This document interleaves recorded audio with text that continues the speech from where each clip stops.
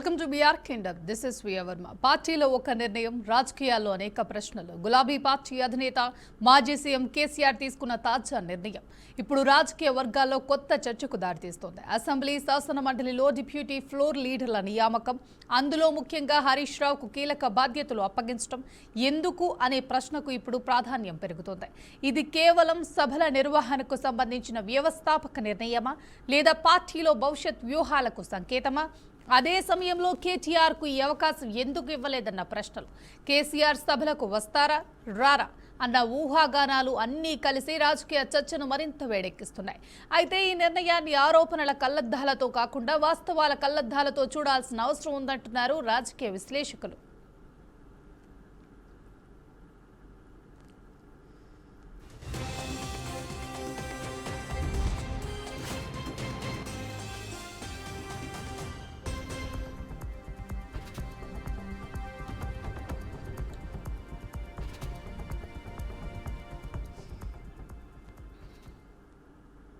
హరీష్ రావు గతంలో నీటిపారుదల శాఖ మంత్రిగా పనిచేశారు. నదీ జలాలపై అనుభవం, అసెంబ్లీ విధానాలపై అవగాహన ఉన్న నేతగా గుర్తింపు ఉంది. ప్రస్తుత అసెంబ్లీ సమావేశాల్లో నదీ జలాల అంశం కీలకంగా ఉండటంతో అనుభవం ఉన్న నేతకు బాధ్యతలు అప్పగించాలన్న వాదన వినిపిస్తోంది. ఇక మరోవైపు కేసీఆర్ ఆరోగ్య పరిస్థితి దృష్ట్యా సభల్లో అన్ని ప్రశ్నలకు ఆయనే సమాధానం చెప్పడం కష్టమేనని అవకాశం ఉందన్న చర్చ కూడా ఉంది. ఈ నేపథ్యంలోనే డిప్యూటీ ఫ్లోర్ లీడర్ పాత్ర మరింత కీలకమవుతుంది. అయితే ఇదే సమయంలో హరీష్ కు పార్టీలో ప్రాధాన్యం పెంచేందుకు ఈ నిర్ణయం అన్న ప్రచారం కూడా సాగుతోంది. ఇవి ఇప్పటికీ ఆధారాలు లేవి, రాజకీయ ఊహాగానాలే తప్ప అధికారికంగా ధృవీకరించిన అంశాలు కావు.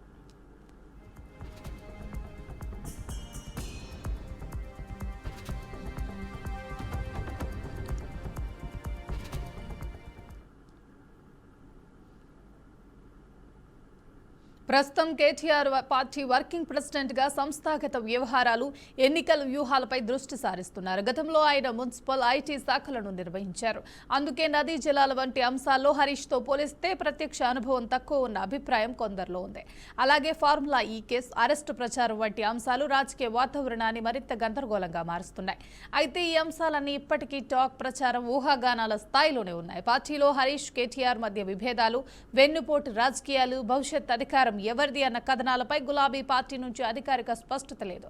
మొత్తానికి డిప్యూటీ ఫ్లోర్ లీడర్ల నియామకం ప్రస్తుతానికి ఒక సభ వ్యూహాత్మక నిర్ణయంగా మాత్రమే కనిపిస్తోంది. దీనిని పార్టీ అధికారం, వారసత్వ రాజకీయాలుగా తేల్చడం ఇప్పుడే తొందరపాటు అన్న అభిప్రాయం కూడా వ్యక్తమవుతుంది. రాబోయే రోజుల్లో కేసీఆర్ సభల్లో పాల్గొనే తీరే ఈ నిర్ణయానికి అసలైన అర్థం ఏమిటో చెప్పే అవకాశం ఉంది.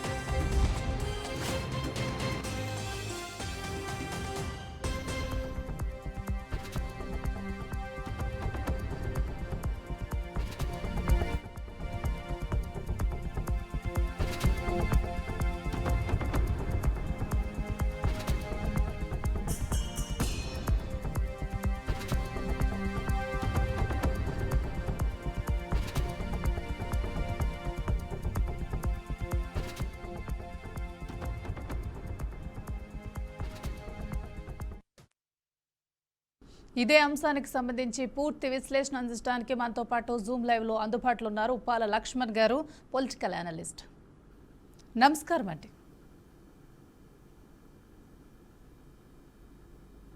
నమస్కారం లక్ష్మణ్ గారు.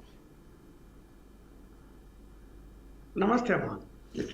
లక్ష్మణ్ గారు, పార్టీలో ఒక నిర్ణయం తీసుకోవటం జరిగింది. రాజకీయాల్లో అనేక మార్పులు చోటు చేసుకోబోతున్నాయని విశ్లేషకులు అంటున్నారు. మీ అభిప్రాయం ఏంటి? కేసీఆర్ తీసుకున్న నిర్ణయం మీరు సమర్థిస్తారు?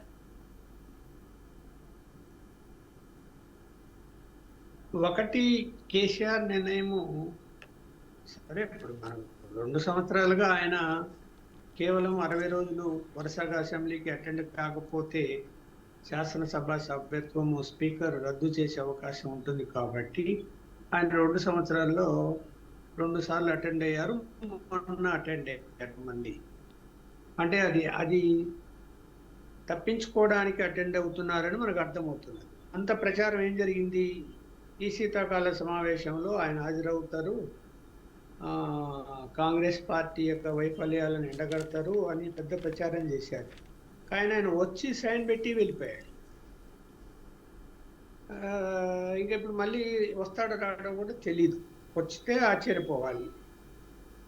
ఇప్పుడు మరి ఆయన డిప్యూటీ లీడర్గా, ఫ్లోర్ లీడర్గా నియమించినప్పుడు హరీష్ రావును, ఒకటి ఆల్రెడీ పార్టీకి వర్కింగ్ ప్రెసిడెంట్గా కేటీఆర్ ఉన్నారు. కేటీఆర్ కంటే హరీష్ రావు ఏదైనా సబ్జెక్టులు వచ్చినప్పుడు అతను ప్రిపేర్ అయ్యి బాగా మాట్లాడతాడు. అందులో ఏం సందేహించాల్సిన అవసరం లేదు. అనేక అంశాలని అతను తీసుకురాగలుగుతాడు. కాంగ్రెస్ పార్టీ అంటే శాసనసభలో ఏదైనా ఇష్యూలు వచ్చినప్పుడు ఎండగట్టే అవకాశం ఉంది. మనం చూసాం చాలాసార్లు. సో ఆయనకు అప్పగిస్తే బాగుంటుందని అప్పగించాడేమో అని అనుకుంటున్నాను. అందువలన ఆయన రాడు అన్నది దాన్ని మనం అర్థం చేసుకోవాల్సి వస్తుంది. ఒకవేళ వస్తే ఆశ్చర్యపోవాలి. ఇందాక నేను చెప్పినట్టు. లక్ష్మణ్ గారు, ఇప్పుడు రాజకీయ వర్గాల్లో కూడా కొత్త చర్చకు దారితీస్తుంది. ఎందుకంటే కవితను పక్కన పెట్టినట్టే కేటీఆర్ను కూడా పక్కన పెట్టే అవకాశాలు కనిపిస్తున్నాయి అన్నట్టు విశ్లేషకులు అభిప్రాయపడుతున్నారు. మీరేమంటారు?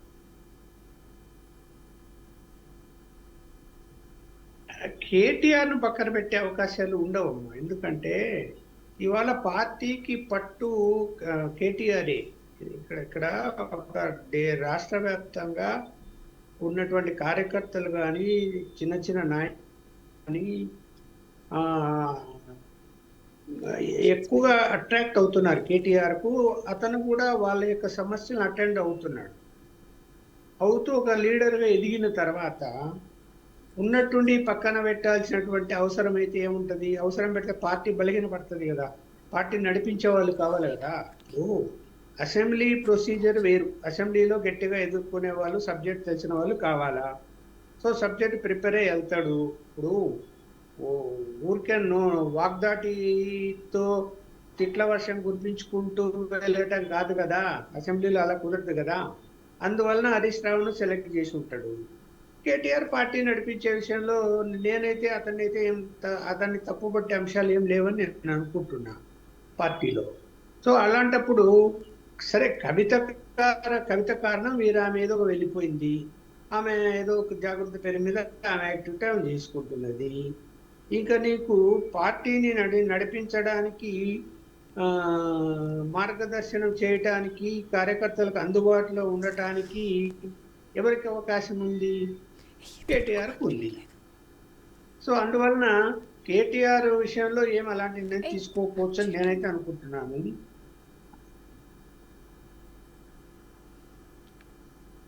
ఇది కావాలని వ్యవస్థాపక నిర్ణయమేనా, లేదా పార్టీ భవిష్యత్తు గురించి వ్యూహాలకు సంబంధించిన అంశం అనుకోవచ్చు అండి?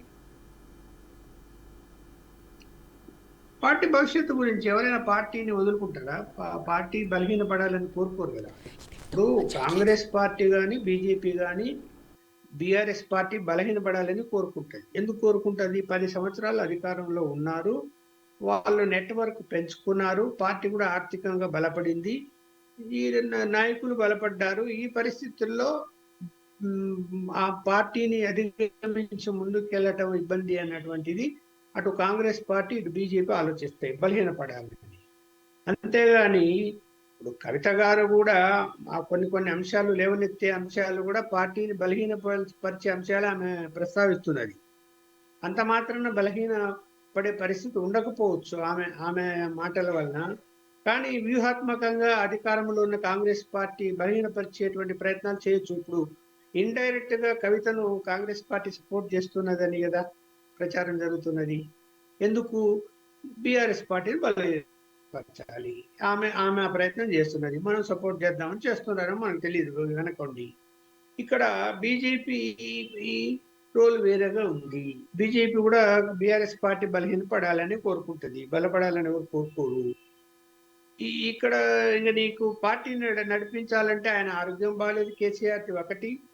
రెండోది రెండోది తను ఒక అవమానంగా ఫీల్ అవుతున్నట్టు నేను అనుకుంటున్నాను. ఎందుకంటే ఇప్పుడు 10 సంవత్సరాలు ముఖ్యమంత్రిగా ఉండి దర్బారు వెలుగబెట్టి తను ఏదనుకుంటే అది జరిగి తన మాటకు తిరుగులేదని అనిపించుకునే వ్యక్తి ఇవాళ అసెంబ్లీలోకి వెళ్ళి కూర్చుంటే ఇప్పుడు పిలవచ్చు రేవంత్ రెడ్డి గారు అసెంబ్లీకి రండి, అసెంబ్లీలో మాట్లాడండి, మేము గౌరవిస్తాము, మీకు సమయం ఇస్తామని చెప్పొచ్చు. కానీ వచ్చి అటెండ్ అయిన తర్వాత అవమానపరచరని గ్యారెంటీ ఏం లేదు కదా. అనేక విషయాలు ప్రస్తావన వస్తాయి, కాళేశ్వరం వస్తుంది, మిగతా అనేక అంశాలు వస్తాయి. వచ్చినప్పుడు ఖచ్చితంగా అవమానపరిచే విధంగా మాట్లాడతారు సభ్యులు, ఎవరు అధికార పార్టీ వాళ్ళు అనేది ఆయన కూడా ఆలోచించి ఉంటాడు. వెళ్ళి అవమాన తలదించుకోవడం ఎందుకు, వెళ్లకుండా ఉంటేనే మంచిది, ఎటు ఆరోగ్యం బాగాలేదు అని నేను అనుకుంటున్నాను. అందుకని అతను రాకపోవచ్చు అని. లక్ష్మణ్ గారు, మీరు అన్నట్టుగానే నిజంగానే కాళేశ్వరం ప్రాజెక్టులో అవినీతి జరిగిందంటారా? జరిగిందనే కదమ్మా కమిషన్ వేశారు, కమిషన్ నిర్ధారించింది, కమిషన్ రిపోర్టును సిబిఐకి పంపించింది రాష్ట్ర ప్రభుత్వము. సిబిఐ ఇంకా రంగంలోకి దిగలేదు. ఎప్పుడు ఏ క్షణమైనా దిగే అవకాశాలు ఉంటుంది. సిబిఐ రిపోర్ట్ వెళ్ళిన తర్వాత కొన్ని వాళ్ళు ఏదో రిపోర్ట్స్ అడిగారట, కొన్ని కావాలి డాక్యుమెంట్స్ పంపండి అని రాష్ట్ర ప్రభుత్వాన్ని సిబిఐ వాళ్ళు. అవన్నీ పంపించారో మరి పంపలేదో తెలియదు, కానీ పంపించే ఉంటారని నేను అనుకుంటున్నా. పంపించి ఉంటే గనక ఖచ్చితంగా రంగంలోకి దిగుతారు, ఎప్పుడైనా దిగచ్చు. వాళ్ళు రంగంలోకి నిర్వహించాలని తేలుతుంది జరిగిందా లేదా అని. ఇప్పుడు ఎస్టిమేట్లు పెంచారనేది ఒకటి, అలాగే పర్చేజింగ్లో కూడా సపోజ్ అది ఒక వస్తువు ₹1,00,00,000 చేస్తుంది అనుకోండి, ₹1,20,00,000, ₹1,30,00,000 బిల్లులు పెట్టారని ఇట్లాంటి ఆరోపణలు ఉన్నాయి. నిర్మాణంలో కూడా నాసిరకము నిర్మాణాలు జరిగాయి అని మనము కుంగిపోయింది కూడా మనం చూస్తున్నాము, ఫౌండేషన్ సరిగా లేక. సో ఇవన్నీ విచారణ జరిపిన కమిషన్ రిపోర్ట్లో అవినీతి జరిగింది అనేదే పేర్కొన్నట్టు మన వార్తల్లో వచ్చాయి తప్ప అవినీతి జరగలేదని, అవినీతి జరిగిందనే కదా సిబిఐకి ఇచ్చారు. జరగలేదు ఇంకా ఏం పని లేదు కదా. అందువల్ల విచారణ జరుగుతుంది, దాని మీద జరగకుండా ఉండదు. లక్ష్మణ్ గారు, అసెంబ్లీ సమయంలో ఏ అంశాల మీద చర్చించే అవకాశం ఉందంటారు?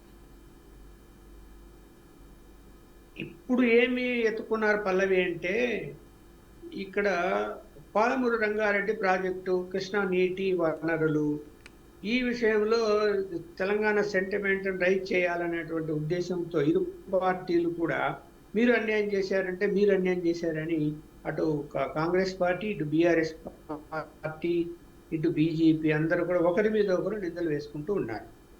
ఈ నీటి జలాల విషయాన్ని ప్రస్తావన ప్రధానంగా చర్చ నడుస్తుంది ఇప్పుడు బయట. దాన్ని ఖచ్చితంగా అసెంబ్లీలో మేము వివరిస్తాము, ఏ పీరియడ్లో అన్యాయం జరిగింది కృష్ణా వాటర్ విషయంలో తెలంగాణకు అనేది కాంగ్రెస్ పార్టీ చెప్తున్నది. బీఆర్ఎస్ పార్టీ ఆల్రెడీ మేమేం చేయలేదు, అన్యాయం ఏం చేయలేదు అని చెప్పి వాళ్ళు చెప్తున్నారు. ఏది ఏమైనా పాలమూరు రంగారెడ్డి ప్రాజెక్టు విషయము అసలు అది ఎత్తిపోతల పథకంగా మార్చి దాని ఎస్టిమేట్స్ 35,000 కోట్లకు పెంచి నిర్మాణాలు చేయాలని అనుకోని టెండర్లు పిలిచి కేవలము 60-70% వరకు పూర్తి చేశారు అని చెప్పి కాంగ్రెస్ వాదన. 13.5 లక్షల ఎకరాలకు దాకా నీళ్లు రావాల్సి ఉంటే అది 3.5-4 లక్షల ఎకరాల వరకు నీరు అందడం లేదు ఇప్పుడు. కాబట్టి మిగతా పనులు పూర్తి కాలేదు. ఇంకా ఎన్ని కోట్లు ఖర్చు పెట్టాలో అనేది ఉంది. అది ఇంకా పెరుగుతుంది, ఎందుకంటే లేట్ అయిపోద్ది, ఎస్టిమేట్స్ పెరుగుతాయి. ఇక్కడ 299 టీఎంసీల వాటరే సరిపోతుంది అని బీఆర్ఎస్ గవర్నమెంట్ ఒప్పుకున్నారు అనేది కాంగ్రెస్ పార్టీ వాదన. అది సరిపోదు, 520 టీఎంసీలు వాటర్ కావాలా, ఏది కృష్ణా బెల్ట్ మీద ఉన్నటువంటి 4-5 ప్రాజెక్టులు, పాలమూరు, రంగారెడ్డి, నెట్టెంపాడు, ఇవన్నీ కూడా. సో ఇది తప్పు చేశాడు కేసీఆర్ అని. అలాగే డిపిఆర్ ఎన్నికొచ్చాయి అంటే డీటెయిల్డ్ ప్రాజెక్ట్ రిపోర్ట్ ఏదైతే సెంట్రల్ గవర్నమెంట్ పంపుతారో సిడబ్ల్యూసికి, వాళ్ళు సరైనటువంటి దాంట్లో అంశాలు సరిగా లేవు అని చెప్పి రిటర్న్ పంపారు. ఎప్పుడు 2018 ఎన్నికలు జరిగే కంటే ఒక 2 నెలల ముందు పంపించారు. అది బీఆర్ఎస్ గవర్నమెంట్లోనే ఎన్నికొచ్చాయి, మీరు సరిగా పంపకుండా చేసుకున్నారు అని కాంగ్రెస్ వాళ్ళు అంటున్నారు. సరే, బీఆర్ఎస్ గవర్నమెంట్ వెనక్కొచ్చాయి, బీఆర్ఎస్ వాళ్ళు అంటారు కాంగ్రెస్ సాయంలో వెనక్కొచ్చాయి అంటారు. వెనక్కైతే వచ్చాయి, వచ్చి ఇప్పుడు 2 సంవత్సరాలు జరుపుకుందాం. ఈ 2 సంవత్సరాలు కాంగ్రెస్ పార్టీ వాటిని సవరించి, వాళ్ళు ఏమి అందులో పొరీస్ వేశారో వాటిని సవరించి తిరిగి పంపాలి కదా, అది ప్రొసీజర్ ఫాలో కావాలి కదా. ఇప్పటివరకు పంపలేదు. వీళ్ళు పంపకుండా ఇప్పుడు ఏం ఆలోచిస్తున్నారు, ఎత్తిపోతల పథకం వద్దు, డైవర్ట్ చేద్దాము, ఖర్చు తగ్గించుకొని అని చెప్పి ఏదో ఆలోచన చేస్తున్నట్టు చెప్తున్నారు. అది కూడా క్లారిటీ లేదు దాని మీద కూడా, వాళ్ళు ఏం చేయబోతారు ప్రస్తుత ప్రభుత్వం అని. మరి అసెంబ్లీలో ఏం చెప్తారు దీని మీద క్లారిటీ మనం చూడాలి. లక్ష్మణ్ గారు, కేసీఆర్ కూడా నీటి జలాలు ప్రాజెక్టుల అవగాహన ఉంది. అయినప్పటికీ డిప్యూటీ ఫ్లోర్ లీడర్గా కేసీఆర్ని కాకుండా కేసీఆర్ నియమించడాన్ని ఎలా చూడాలంటారు? కేసీఆర్ హరీష్ రావు నియమించడాన్ని ఎలా చూడొచ్చు అంటారు? అంటే హరీష్ రావు ఇరిగేషన్ మినిస్టర్గా ఉన్నారు కదమ్మా, పనిచేశారు, తనకు అనుభవం ఉంది, ప్రాజెక్టుల మీద అవగాహన ఉంది అనేటువంటి ఉద్దేశంతో వాటి మీద ప్రధానంగా చర్చ జరిగితే కనుక జవాబు ఇవ్వాలి కదా. ఇప్పుడు ప్రతిపక్ష పార్టీగా 10 ఏళ్ళు పరిపాలన చేసిన దాన్ని తప్పుపడతాడు రేపు. ఆ తప్పుపట్టింది వాళ్ళు వాస్తవాలు చెప్తారా, కప్పిపుచ్చి చెప్తారా అనేది చూడాలి. దాన్ని కౌంటర్ చేయాలి అంటే సబ్జెక్టు బాగా ప్రిపేర్ అయ్యి నాలెడ్జ్ ఉన్న వాళ్ళు చెప్పాలి. అతనికి హరీష్ రావుకి అయితే తనకు ఒక నాలెడ్జ్ ఉందని నేనైతే అనుకుంటున్నాను, దాన్ని ఢీకొని చెప్పగలుగుతాడు అని.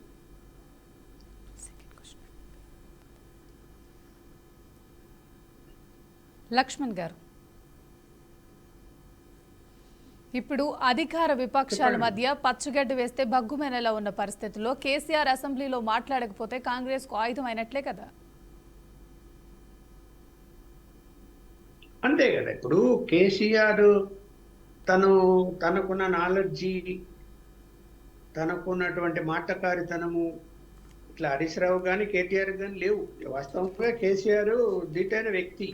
కాంగ్రెస్ పార్టీ బీఆర్ఎస్ పార్టీని ఇరుకున్న పెట్టే పరిస్థితి అసెంబ్లీలో వస్తే దాన్ని తట్టుకొని తిరిగి రిప్లై ఇచ్చి మళ్ళీ కాంగ్రెస్ పార్టీని ఇరుకున్న పెట్టేటువంటి పరిస్థితి కేసీఆర్ తీసుకురావచ్చు. మరి ఆయన నిర్ణయం మనం చెప్పలేము కదా, వస్తాడా రాడని. ఇప్పుడు రాడని చెప్పలేము, వస్తాడని చెప్పలేము. కాకపోతే హరీష్ రావు నియమించాడు కాబట్టి డిప్యూటీ ఫ్లోర్ లీడర్గా తను అన్నిటికీ అటెండ్ అవుతాడు అనేది ఉద్దేశము. రెండోది అనారోగ్యం ఒకటి, అందువల్ల రాకపోవచ్చు అని మనం అనుకుంటున్నాం. లక్ష్మణ్ గారు, నీటి ప్రాజెక్టుల నిర్మాణంపై 2 పార్టీలకు మధ్య చాలా రగడ రేగింది. ఇలాంటి పరిస్థితుల్లో ఎవరెవరికి అసలు మధ్య చిచ్చు రేగిందని అనుకోవచ్చు? నీటిపారుదల విషయంలో రాష్ట్రం విడిపోకముందు పరిస్థితి వేరు. రాష్ట్రం విడిపోయిన తర్వాత కృష్ణా వాటర్ మీద కానీ గోదావరి వాటర్ మీద కానీ కింది భాగంలో ఉన్నది ఆంధ్రప్రదేశ్, పై భాగంలో ఉన్నది తెలంగాణ. మామూలుగా ఏం చెప్తుంది, కింది భాగంలో ఉన్న వాళ్ళకే కొన్ని హక్కులు ఉంటాయి. ఎందుకంటే పై భాగంలో ఎక్కువ ప్రాజెక్టులు నిర్మాణం జరిగితే కిందికి నీళ్లు వెళ్ళే అవకాశమే ఉండదు. నీళ్లు వెళ్ళినప్పుడు నష్టపోయేది కింది రాష్ట్రం. ఇప్పుడు మన కర్ణాటక ఉంది, కర్ణాటక తెలంగాణకు అప్పర్ స్టేట్ అంటే పై భాగంలో ఉంది. వాళ్ళు అనేక ప్రాజెక్టులు నిర్మించారు అక్కడ కృష్ణ మీద, అలాగే ఆలమట్టి ఎత్తు పెంచారు. దాని వలన సఫర్ అయ్యే తెలంగాణకు ఇబ్బంది కలుగుతున్నది పై రాష్ట్రం వలన. అట్లనే తెలంగాణ పై రాష్ట్రం కాబట్టి ఆంధ్రప్రదేశ్ కూడా ఇబ్బంది కలుగుతుంది. కృష్ణా వాటర్ మీద వీళ్ళు ప్రాజెక్టులని కంప్లీట్ చేస్తే.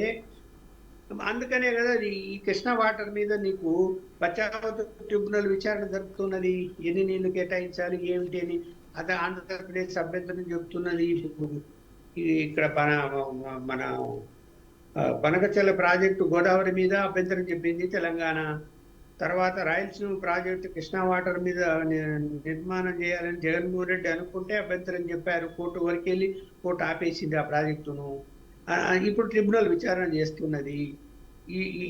మన అంటే కింద ఆంధ్రప్రదేశ్లో నిర్మాణం అయ్యే ప్రాజెక్టులు ఏంటి, తెలంగాణలో ఏంటివి, ఏ ప్రాజెక్టులకు ఎంత అష్యూర్డ్ వాటర్. ఇప్పుడు ఇదేమో కేవలం వరద నీటి ప్రవాహం వాటర్ను వాడుకొని కట్టుతున్నారు. ఇవి అష్యూర్డ్ వాటర్ కేటాయింపు లేదు, ఇంకా అఫీషియల్గా లేదు. అఫీషియల్గా ఇప్పుడు ట్రిబ్యునల్ డిసైడ్ చేయాలి. అందువలన అది డిసైడ్ అయితే అప్పుడు ఏంటి పరిస్థితి. ఇప్పుడు కర్ణాటక కూడా ట్రిబ్యునల్లో వేసింది, వాళ్ళు పైన ఇంకా ఎత్తు పెంచాలని ఉన్నారు ఆల్మెట్టి. అందువలన ఈ కృష్ణా వాటరు ప్రవాహము ఎప్పుడైనా అనుకోకుండా భారీ వర్షాలు వచ్చి వృధాగా నీరు సముద్రంలో లేకపోతూ ఉన్నమాట వాస్తవము. ఆ వాటరు వలన ప్రాజెక్టులు కట్టలేరు. అష్యూర్డ్ వాటర్ మీద కట్టుకుంటేనే ఆ ప్రాజెక్టులు చిరకాలం ఉంటాయి. లేకపోతే ఏమైపోతుంది, ఒక సంవత్సరం భారీ వర్షాలు పడితే ఆ ప్రాజెక్టు నీళ్ళు వస్తాయి, నెక్స్ట్ ఇయర్ వర్షాలు పడకపోతే నీళ్ళు రావు. అప్పుడు ఆ ప్రాజెక్టు కింద సాగే భూములను ఏం కావాలా, వాళ్ళకి ఎలా నీరు వస్తుంది. సో ఈ సమస్య వలన ఇప్పుడు ధైర్యం చేసి ఏం చేశారు, ఇప్పుడు పోలవరం ప్రాజెక్టు కూడా ఈ గోదావరి మీద ఎలాగో వృధా వాటర్ వెళ్తున్నది సముద్రంలో, మనం ఎత్తు పెంచి కట్టేసుకుంటాము అని ధైర్యంగా ముందుకొచ్చి ప్రాజెక్టు నిర్మాణం చేస్తున్నారు.